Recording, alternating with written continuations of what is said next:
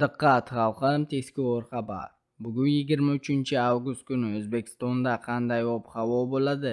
Toshkent shahrida havo biroz bulutli bo'ladi. Vaqti bilan o'zgaruvchan bo'ladi, yog'ingarchilik kutilmaydi. Shamol sharqdan 3-8 metr sekund tezlikda esadi, 10-12 metr sekundgacha kuchayishi, ayrim joylarda chang to'zonlar bilan kuzatilishi mumkin. Harorat kechasi 21-24 daraja, kunduzi esa 36-39 daraja bo'ladi. Qoraqalpog'iston Respublikasi va Xorazm viloyatida havo biroz bulutli bo'ladi. Ba'zi joylarda o'zgaruvchan bo'ladi, yog'ingarchilik kutilmaydi. Shamol sharqdan 7-12 metr sekund tezlikda esadi. Ba'zi joylarda 13-18 metr sekundgacha kuchayadi. Ba'zida 22-25 metr sekundgacha kuchayishi, ayrim joylarda chang to'zonlar bilan kuzatilishi mumkin.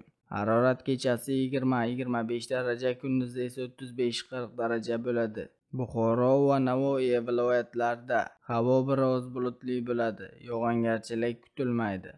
Shamol sharqdan 7-12 metr sekund tezlikda esadi. Ba'zi joylarda 13-18 metr sekundgacha kuchayishi, ayrim joylarda chang to'zonlar bilan kuzatilishi mumkin.